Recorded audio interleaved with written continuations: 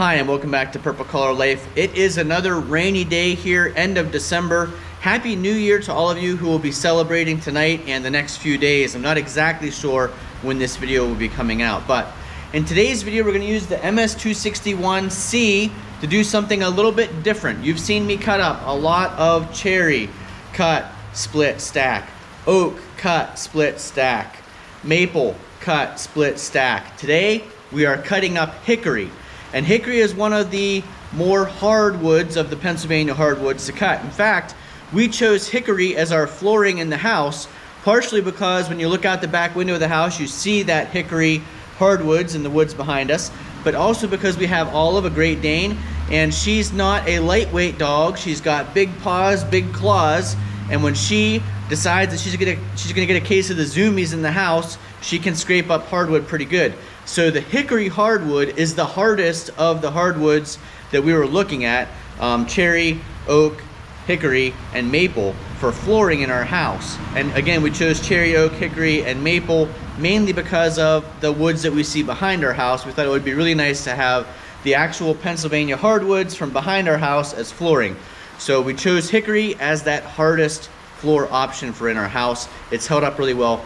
The other nice thing about hickory is you can really see the beautiful grain in that wood, and we went with the natural hickory, so you know there are blemishes and there's some holes in it that we filled in with a type of filler, but it makes a really nice hardwood floor to see those different colors throughout the room. So today we're going to be cutting and splitting that hickory for the first time that you guys have seen me on video. This is a Shagbark Hickory.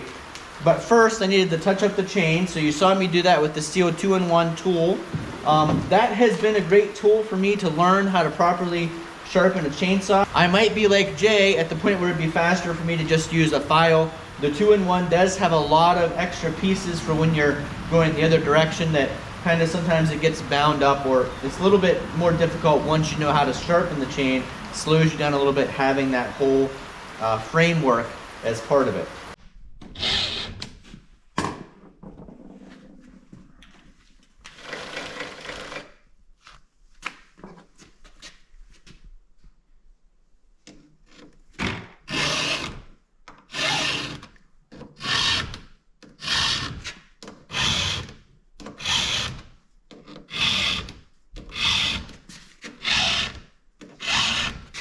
So I've been having an issue with my MS261C that I wanted to run by you guys because I know a lot of you also have the 261.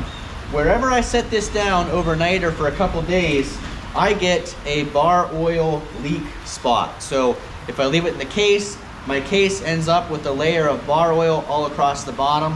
If I set it down here on the tailgate, just like you saw when I was sharpening the chain, there's a little bit here. That was probably just off the bottom. You saw I wiped the bottom off. But it almost looks like somewhere underneath here, and maybe it's right here because there's some fresh drips, I'm leaking bar oil when this is not in use. And that means everywhere I set it down, I'm making a bar oil mess. At first I thought maybe I just didn't have the cap on tight, but that is not the case. The cap has been on tight and it's not leaking from here. It's leaking from somewhere underneath the body of the saw here.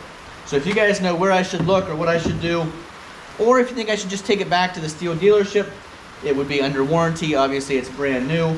They could look at it and see why it's leaking like that. Or maybe that's normal.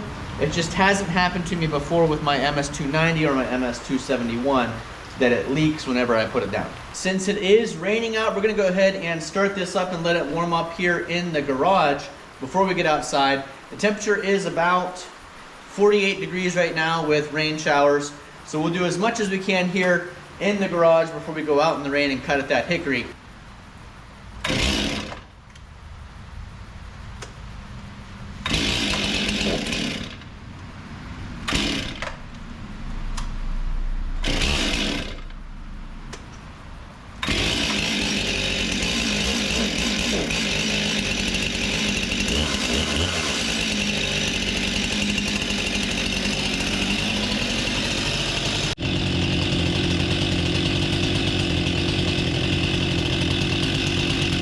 Went ahead and put my chainsaw chaps on here in the garage also. I can drive the UTV with these on down to that hickory log. But if you're wondering why don't we show much cutting, splitting, and stacking of hickory, It's because in our land, for some reason, those hickories stand tall and they stay strong. We have blowdowns of cherry, blowdowns of maple. We don't cut down trees just to make firewood. We only cut down the trees that have blown over or storm damage, or if they're putting a house or a garage in danger because they're leaning that way. So the hickories, they stand strong usually, and we don't have many of them to cut up. This one was in an electric right away. They cut it down because of how close it was growing to the electric lines. So that is why today is something a little special, cutting and splitting hickory.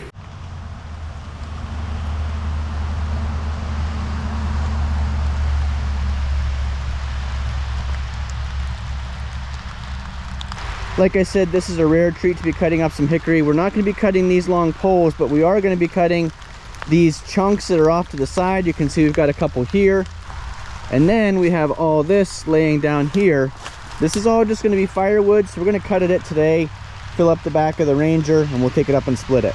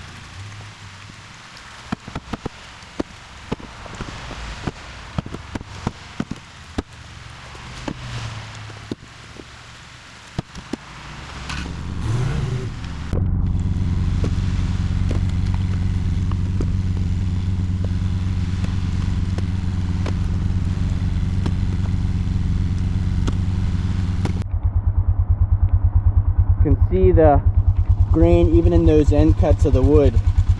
Hickory is definitely a beautiful Pennsylvania hardwood. These two poles are going to make some cool lumber with the sawmill in the future.